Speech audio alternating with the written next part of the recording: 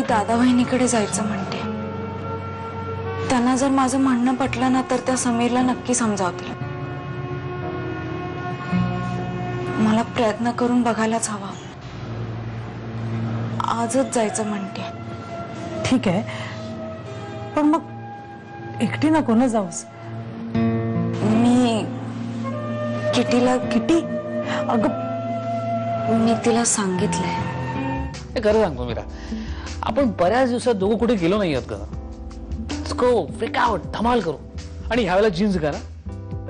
दुष्ट मुद्दाम बोलतोयस ना? तुला माहितीये आता ते जीन्स मला होणार नाहीत म्हणून मुद्दाम सांगतोयस ना? अगं इन्सेंटिव्ह म्हणून ग. तू बारीक होणार आहेस की नाही? प्रॅक्टिस नको करायला? मी माझ्या सगळ्या अपॉइंटमेंट कॅन्सल करतो. बाय द वे, पलाशला आणखी 2 ऍड्स मिळाले. आधी त्याच्याकडे 1 ऍड होती, आता त्याच्याकडे 3 ऍड आहेत. And that is because of me. It's time to celebrate या. म्हणून त्याने त्याच्या बायकोला ट्रीट करण्याच्या आधी मला ट्रीट केलंय. तू आज जरा इथे येशील का ग? हे विशेष तसं काही नाही आहे. येईन ना, पण काय झालंय? सांगितलं ना तुला, विशेष काय नाही. आणि मला वाटतं की फोनवर बोलण्यापेक्षा प्रत्यक्ष भेटल्यावरच बोलूया सगळं. चालेल ना? दादाचा फोन आला होता. Lunch cancel. ऐकून घे ना प्लीज. नमिताचा नव्हता फोन, दादाचा होता. गो अहेड, तू तुझी कर्तव्य पार पाडा. आणि तसंही आता तुझ्या आयुष्यात रोमॅन्टिक मोमेंट्स राहिलेत कुठे?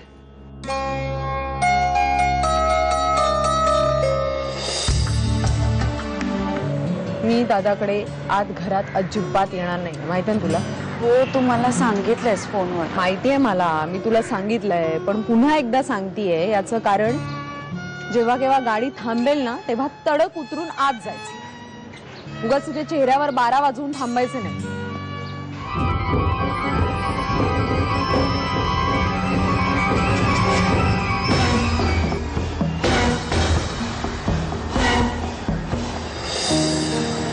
तुम्ही पलाश बरोबर लंचला जाणार होता ना? हो, पण ते कॅन्सल झाल्याचं नाही ना तुला माहित?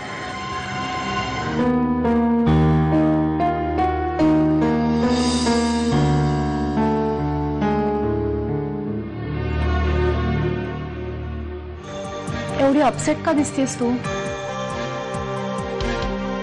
आशूने जेव्हा ठरवलं ना की हे प्रेग्नन्सीचे 5-6 महिने ती तिच्या घरच्यांपासून लांब राहणार आहे,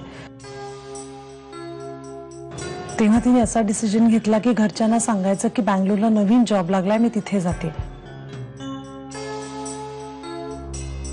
मीरा तिने सांगितलं समीरला. समीर नाही म्हणाला. हो,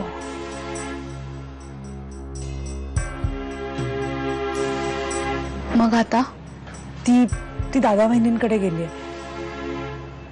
तिचं असं म्हणणं आहे जर दादा वहिनी कन्व्हिन्स झाले ना तर तेच समीरला कन्व्हिन्स करू शकतात. आणि त्यांनी परवानगी नाही दिली तर? अश्विनी, तुझे तू स्वतंत्र आहेस, पण मला हे पटलेलं नाहीये. आपलं घरदार सोडून अनोळखी शहरात, ते सुद्धा इतकं दूर जायचं 7-8 महिन्यासाठी. का? ते 4 पैसे जास्ती मिळतात म्हणून. मला हे खरंच पटलेलं नाहीये.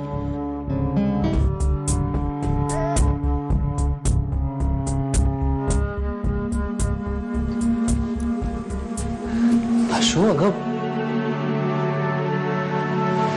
येते मी.